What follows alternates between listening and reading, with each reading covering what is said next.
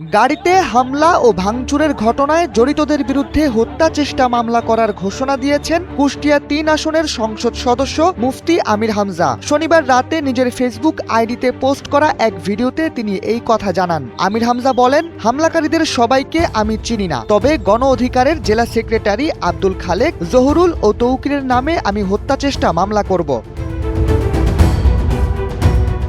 আমির হামজা বলেন, দেশের সংকটের সময় মানুষ এখন দিশেহারা। চারিদিকে হাহাকার, চলমান সংকটের ইস্যুগুলো ধামাচাপা দিতে নতুন একটি সংকট সামনে নিয়ে আসার চেষ্টা চলছে।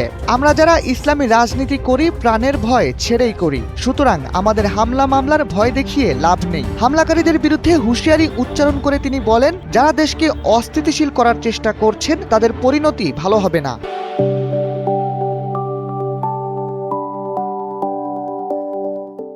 ভিডিও বার্তায় এই আলেম জানান, হামলায় তার সাথে থাকা ৬-৭ জন গুরুতর আহত হয়েছেন। তারা এখন হাসপাতালে ভর্তি। বলেন, এই ঘটনায় পুলিশ ছিল নীরব ভূমিকায়। তার অভিযোগ, ঘটনা ঘটার প্রায় আধা ঘন্টা আগে তিনি এসপিডিসিকে ৫-৬ বার কল দিয়েছিলেন, তারা কেউ কল রিসিভ করেননি। ঘটনা ঘটার পর ফোন ব্যাক করে তারা জানান তারা মিটিংয়ে ব্যস্ত ছিলেন।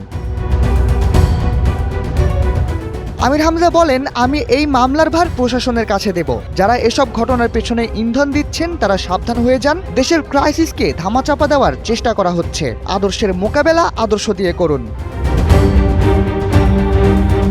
শাহরিয়ার আহমেদ, এনপিবি।